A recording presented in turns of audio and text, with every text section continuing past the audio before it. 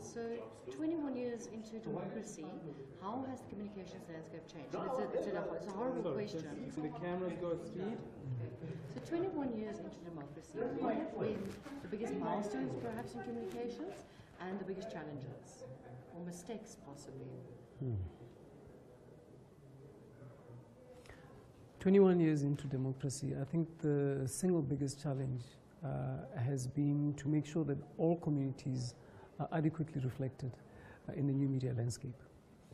The one area that for us is really important is that we want to see all communities, people of all races, coming from linguistic groups, cultural reference points, articulating what it means to be South African.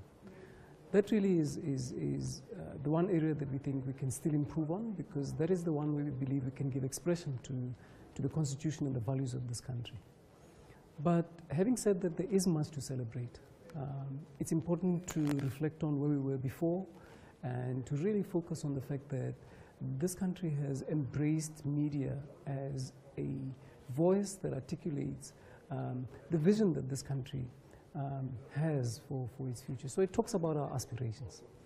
There's a lot of reflection about media freedoms, and it's something that I am particularly proud of, that South Africa is one of the environments around which media practitioners can practice their craft unhindered, and there is space for genuine discussion about critical national issues that define who we are.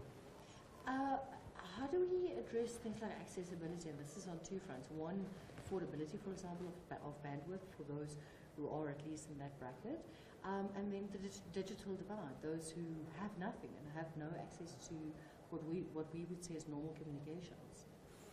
One of the areas that has concerned us is that although, okay, let me rethink that one. I want to acknowledge that the digital divide exists, but in the same breath, I think it's important to reflect on the fact that there are many South Africans who are still untouched by the traditional media. We spoke earlier about a trip that I took to Liphoko. I went to a village that is bordering the Mozambican border. And what I thought was quite interesting when I got to this village was that the only sense that you had that you were in South Africa was the South African rand, because you needed the money so you could buy goods, and of course our own publication, which Vukuzenzele, which we distributed at no cost, and it reminded me that this is a very, very big country, and there are communities that are still outside the mainstream media loop. So we have a very big challenge to be more inclusive, and I respect the fact that commercial media have limitations, and yes, there is most definitely a role for government to play in ensuring that all communities are heard. So firstly, there are gaps in terms of our ability to offer a media service to all South Africans. There are opportunities, and I think digitization is one of them. So this pathway that we've taken of embracing things digital is firstly going to give us this opportunity once we move to digital broadcasting to have a much larger footprint. It will include more South Africans in the digital broadcast net. That's quite important. I had a look at some statistics from Stats SA, from the household study, and I noted that 48.7% of South Africans actually have access to the internet. Now, it's a moot point whether they are accessing the internet at home, at work, from their mobile phones. The key thing for us is that there is an appetite to embrace digital media as a platform. So there is something that is saying to us, perhaps we can actually leapfrog some of the technologies that were there prior. So of course it would be great if instead of publishing printed editions, we can make electronic editions available to more South Africans through the mobile platform.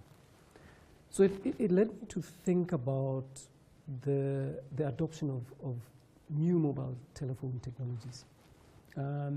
The last time I looked, we had roughly 12 million smartphones in the marketplace.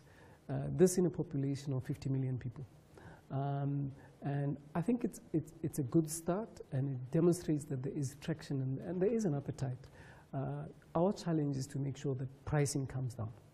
Once pricing comes down and we're able to set up a broadband infrastructure that allows us to have higher internet speeds, more access around the country, I think we are poised really to liberalize and free up information and media for more and more people to interact with the state.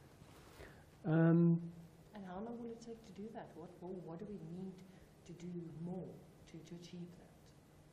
Okay. The interesting thing about the new models of media are that they're increasingly being owned by citizens. You know, our past has really been about the state being the primary provider of most of the infrastructure, whether it's infrastructure for information services, providing funding for some of the initial broadcasters and print companies that came into being. And I think where we are now is we are seeing citizen journalism really taking to the fore. So what you see on Twitter, what you see in Facebook, it's not long before new television channels, new or YouTube channels start asking for user-generated content that is going to give a perspective on the news and what is happening in society at large. And how does government capitalize on that? Do you have I mean, you know, people when they say, do you have an ICT or a social media policy, the time it takes you to draw the policy, the media has completely changed. Yeah. But how are you, is there a coordinated effort? You know, we see some ministers taking the headlines more on social media than others. But is there a structured approach, or is that something that evolves as the media, as the technology, evolves? Well, government actually has a national communication strategy, and this national communication strategy places social media at the heart. And the reason is that we have acknowledged that the demographics of this country are changing. This is becoming an increasingly more youthful country. And as a result, we need to look at how it is that we are connecting and having those conversations with young people. So, of course, the primary thrust of that is to make sure that we digitize as many of our information points as possible. And as importantly is to create the disciplines in government so that communicators are able to put their points across and to interact with the public in a two-way manner. So it's not just about us speaking to the public, but we also want to have the opportunity to hear and to adapt government's policies in a very real-time manner so that we can respond to people's needs. So that's been quite an important process for us. We now, as a matter of course, all of our content is put up on sites like YouTube. We have a dedicated government channel. We've taken our print publications and we've made them available as e-publications. You can download them from the Play Store, from the Apple Store. And we are really driving this through the 3 tiers of government. So, for example, you will see now that more and more government departments, agencies, and state-owned companies are developing applications in readiness for this new space where South Africans will have access to quicker internet access. The precursor for this new environment that I'm describing is really the freeing up of the broadcast spectrum that is currently being utilized by television broadcasters.